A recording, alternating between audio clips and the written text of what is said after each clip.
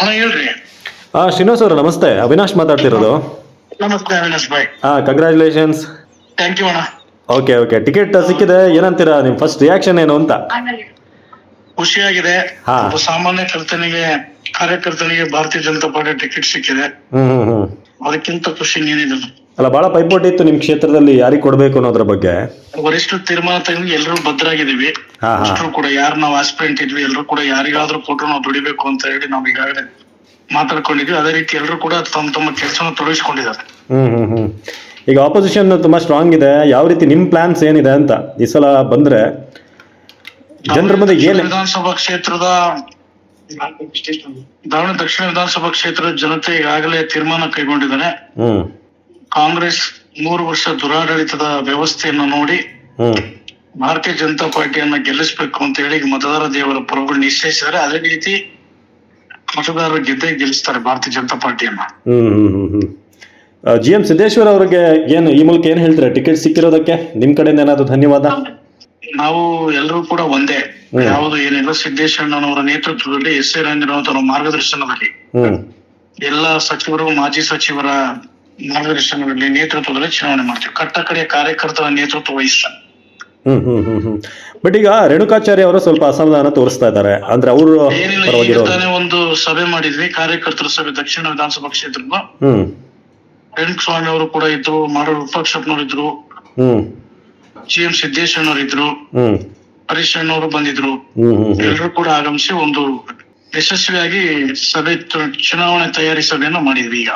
Okay, but ಸಮುದಾಯ ಅಂತ ಬಂದಾಗ ಲೆಕ್ಕಾಚಾರ ಏನಾದ್ರು ಬೇರೆ ಇತ್ತ? ರೇಣುಕಾಚಾರ್ಯ ಅವರದು ಯಾವುದೂ ಇಲ್ಲ. ಭಾರತೀಯ ಜನತಾ ಪಾರ್ಟಿ ಎಲ್ಲರೂ ಕೂಡ ನಿರ್ಧಾರ ಮಾಡಿದಾರೆ, ಮುಖಂಡರುಗಳು ಮತ್ತು ಕಾರ್ಯಕರ್ತರು ಕೂಡ ಈ ಬಾರಿ ಬಿಜೆಪಿ ದಾವಣಗೆರೆ ದಕ್ಷಿಣದಲ್ಲಿ ಅನ್ನುವಂತ ಒಂದು ವಾಕ್ಯವನ್ನು ಇಟ್ಕೊಂಡು ನಾವು ಹೋಗ್ತೇವೆ.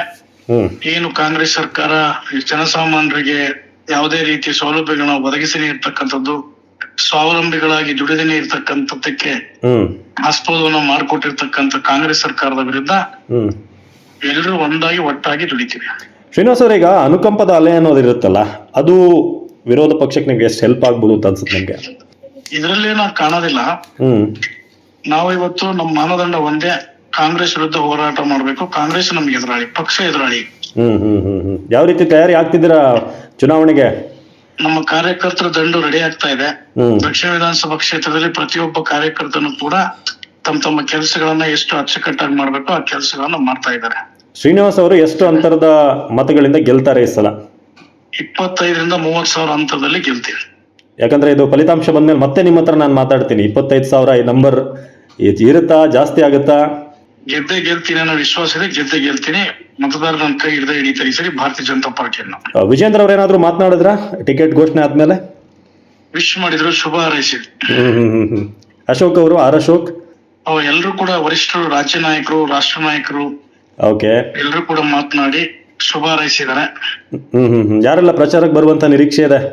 ಈಗ ಇನ್ನೊಂದು ಕತೆ ಇದೆ. ಎಲ್ಲರೂ ಪ್ರಮುಖರು ಮಾತನಾಡಿ ಯಾರನ್ನ ಕರೆಸ್ಬೇಕು, ಜಿಲ್ಲಾ ರಾಜ್ಯ ಮುಖಂಡರು, ರಾಷ್ಟ್ರ ಮುಖಂಡರು ಒಬ್ಬರನ್ನ ಕರೆಸ್ಬೇಕು. ರಾಜ್ಯದಲ್ಲಿ ಎಲ್ಲ ಮುಖಂಡರು ಬರ್ತಾರೆ. ಕಾಂಗ್ರೆಸ್ ಇಂದ ಖರ್ಗೆ ಅವರೇ ಡೈರೆಕ್ಟ್ ಟಿಕೆಟ್ ಇದಕ್ಕೆ ಬರ್ತಾ ಇದಾರೆ ಅಂತ ಗೊತ್ತಾಗ್ತಿದೆ. ಸೊ ಏನಾದ್ರು ಯಡಿಯೂರಪ್ಪ ಅವ್ರನ್ನ ಮಾತನಾಡ್ತೀರಾ? ಯಡಿಯೂರಪ್ಪ ಅವರು ಪ್ರಚಾರಕ್ಕೆ ಬರ್ತಾರಾ ಅಂತ? ಯಡಿಯೂರಪ್ಪ ಸಾಹೇಬರು ಬರ್ತಾರೆ. ಪ್ರತಿಯೊಬ್ಬರು ನಮ್ದು ಈಗಾಗಲೇ 11 ಜನ ತಂಡ ಒಂದು ರಚನೆ ಮಾಡಿದ್ರೆ. ಈಗ ಟಿಕೆಟ್ ಸಿಕ್ಕಾಗ ಸಹಜವಾಗಿ ಪಕ್ಷದಲ್ಲಿ ಒಂದು ಅಸಮಾಧಾನ ಇರುತ್ತೆ. ಹೇಗೆ ಎಲ್ಲರನ್ನು ವಿಶ್ವಾಸಕ್ಕೆ ತಗೊಳ್ತೀರಾ ಅಂತ? ಟಿಕೆಟ್ ಆಕಾಂಕ್ಷಿಗಳನ್ನ ಕರೆಸ್ತೀರಾ? ಮೀಟಿಂಗ್ ಆಗುತ್ತೆ?